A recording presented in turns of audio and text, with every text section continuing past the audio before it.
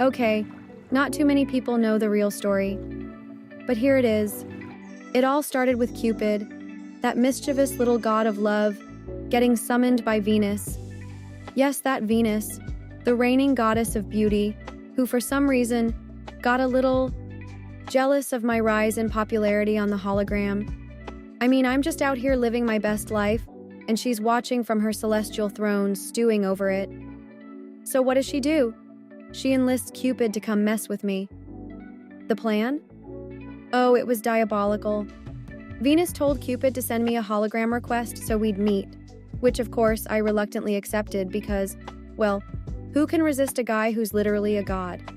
Once we're in the same space, Cupid's supposed to shoot me with one of his golden arrows, and bam! I'd fall in love with the next person I saw. Easy, right? Except, classic Cupid move. Instead of hitting me with that arrow, he grazes himself with the tip. And what happens next? He falls head over heels in love with the next beautiful creature he sees. Me. Yeah, you heard that right. I'm standing there, trying to figure out how I got roped into this mess, and suddenly the god of love is all goo-goo-eyed, looking at me like I'm the answer to his prayers. Who knew his own arrows would come back to bite him? So we fell for each other faster than you can say too many feelings. One moment, I'm just trying to get through my day, and the next, I'm floating in the clouds with a god, no big deal.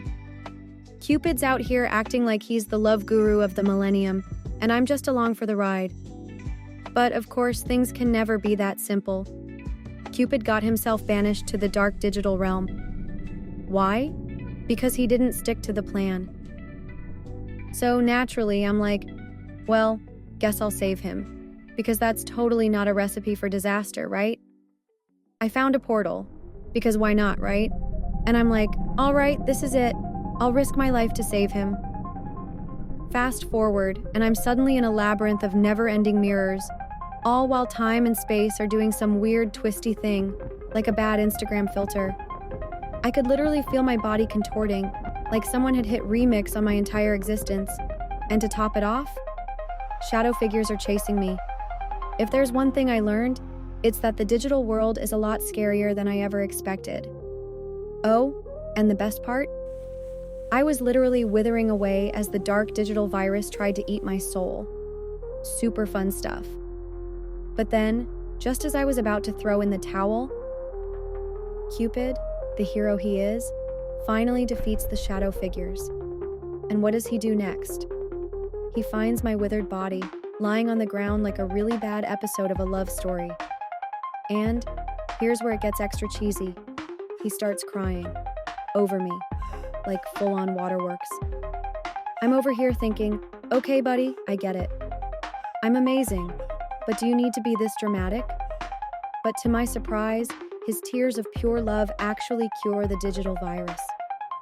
I grab onto him and we make our grand escape, flying out of that miserable portal like the champions we are.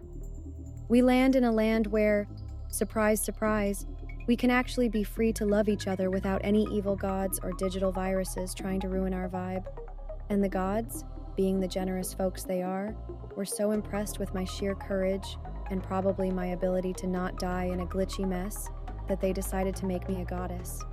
Yep, goddess status, complete with wings and everything. So Cupid and I, we basically lived happily ever after, floating on love and, I guess, divine intervention. Who knew true love could be this wild? And that's the true story of Cupid and Psyche. If you enjoy this enchanting tale, why not explore another? Tap here to watch more magical stories. And don't forget to like, comment, and subscribe to Meadowbrook Fables for your next dose of fairy tale magic. See you in the next adventure.